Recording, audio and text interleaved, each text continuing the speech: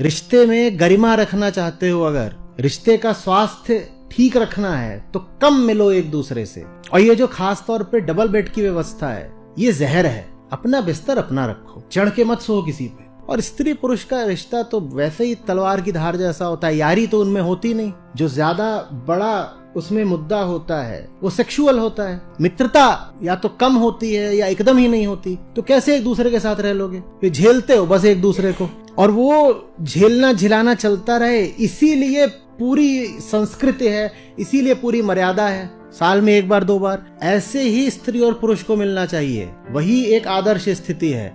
मत देखो रोज एक दूसरे का चेहरा, दोनों में से कोई इतना खूबसूरत नहीं है। हर हर महादेव। अभी आपने जो 40-45 सेकंड की जो क्लिप देखी है, इस क्लिप में मिस्टर प्रशांत जी ये कहते हुए साफ साफ दिखाई दे रहे हैं कि आप शादीशुदा होने के बाद अगर साथ रहते हैं तो आपके बीच प्यार खत्म हो चुका है, सिर्फ आप एक दूसरे को झेल रहे हैं। ठीक है। एक पॉइंट उन्होंने और बोला कि जो डबल बेड जो हम लोग अपने घरों में इस्तेमाल करते हैं, खासकर जो शादीशुदा परिवार है, शादीशुदा जो जोड़ा है, तो उनको अपने बेड्स अलग अलग करके रखने चाहिए और एक दूसरे की शक्ल साल में एक दो बार ही देखनी चाहिए। एक इन्होंने और पॉइंट ये बोला कि शादी के 2-3 साल बाद हम जो हैं, जो शादीशुदा जो जोड़े हैं, वो हस्बैंड वाइफ जो होते हैं, वो एक दूसरे को झेलने लग जाते हैं। ठीक है। तो ये इनका पॉइंट है, जो 3-4 पॉइंट उन्होंने इस वीडियो में बोलने की कोशिश करी है। अब मेरा मिस्टर प्रशांत से ये सवाल है कि अगर शादीशुदा होने के बावजूद भी अगर हस्बैंड वाइफ एक दूसरे को 1 या साल भर तक या कुछ समय तक नहीं देखेंगे, तो फिर क्या हम लोग समाज में एक बैलेंस को नहीं बिगाड़ देंगे? अगर आप ये सोचिए कि हस्बैंड वाइफ एक दूसरे को साल भर तक नहीं मिलेंगे और उनके बेड अलग-अलग होंगे, तो क्या आप एक तरीके से हमारा जो ढाँचा है समाज का, ये जो हमारा जो स्ट्रक्चर है हमारी सोसाइटी का, क्या आप इसके बेस को हिलाने की कोशिश नहीं कर रहे हो? क्या आप ऐसे कई लोगों को दुखी करने की या फिर परेशान करने की या उनकी भावनाओं को आहत पहुँचाने की कोशिश नहीं कर रहे हो, जिनका शादीशुदा जीवन बहुत अच्छा चल रहा है? क्या आप उन लोगों को आहत नहीं पहुँचा रहे हो या उनको आप मानसिक तौर पे आप उनको हर्ट करने की कोशिश नहीं कर रहे हो कि आप अपनी पत्नी से प्यार नहीं करते या 2 साल बाद आप एक-दूसरे को झेल रहे हो? क्या आप इस सवाल से ये कहने की कोशिश नहीं कर रहे हैं या फिर आप इस सवाल के द्वारा ये नहीं कोशिश कर रहे हैं कि समाज के अंदर डोमेस्टिक वायलेंस बढ़े? आए दिन हमारे समाज में रेप्स की खबरें आती हैं और डोमेस्टिक वायलेंस की काफ़ी खबरें आती हैं, औरतों के जलाने की खबरें आती हैं। तो क्या इन चीज़ों को आप डायरेक्टली इनडायरेक्टली बढ़ावा देने की कोशिश नहीं कर रहे हो?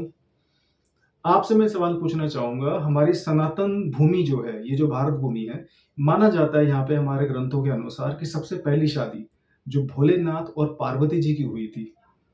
तो अगर एक शादीशुदा जीवन भोलेनाथ और पार्वती के जो भक्त होते हैं, जो उनको आदर्श मान के, जो उनकी पूजा करके शादीशुदा जीवन बिताने की कोशिश कर रहे हैं, तो क्या आप उनकी आस्था पे और उनके फेथ के ऊपर आप सवाल नहीं उठा रहे हो? अगर आपका ये मानना है कि शादी जैसा इंस्टीट्यूशन हमारी भारत भूमि में अगर गलत है और इससे बहुत सारी चीज़ें गलत हो रही हैं, शादीशुदा जीवन में बहुत ज़्यादा दिक्कतें आ रही हैं, तो आप शादीशुदा में होने वाले जो दिक्कतें होती हैं, जो रिलेशनशिप में होने वाली प्रॉब्लम्स होती हैं, आप उनके ऊपर फोकस कर सकते हैं।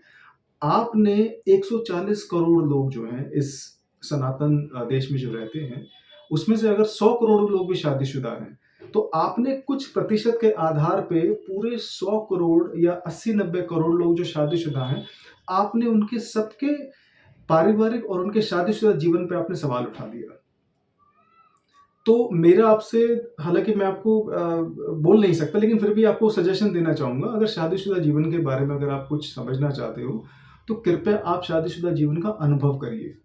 और अगर अनुभव नहीं कर सकते हैं, जो कि आपका व्यक्तिगत एक सवाल है, व्यक्तिगत चॉइस है आपकी, तो आप कम से कम सनातन संस्कृति को, हमारे रीति-रिवाज़ों को और हमारे जो जो ग्रंथ हैं, उनको एक बार दोबारा पढ़ने की कोशिश करिए कि क्यों शादीशुदा जीवन हमारे यहाँ इतना ज़्यादा सक्सेसफुल है। क्योंकि दूसरे देशों में तो बहुत ज़्यादा डाइवोर्स होते हैं, बहुत ज़्यादा तलाक होते हैं और कई देशों में तो शादीशुदा जीवन को या शादी जैसे रिश्ते को इतनी इम्पोर्टेंस दी ही नहीं जाती।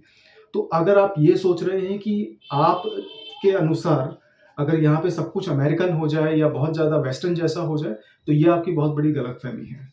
आप हर चीज़ को लॉजिक में डाल के नहीं एक्सप्लेन कर सकते, क्योंकि आपने कई बार कोशिश करी है और मुझे लगता है कि शायद आप ओशो को जो रजनीश नए हैं, जो बहुत बड़े विचारक रहे हैं, आप उनको बहुत ज़्यादा फॉलो करते हो, वो आपकी व्यक्तिगत चॉइस है, ठीक है। लेकिन मैं आपको याद दिला दूँ, ये होता था 20वीं शताब्दी में, ये होता था 70-80 के दशक से पहले, क्योंकि ओशो उन्हीं दिनों बहुत ज़्यादा प्रचलित थे।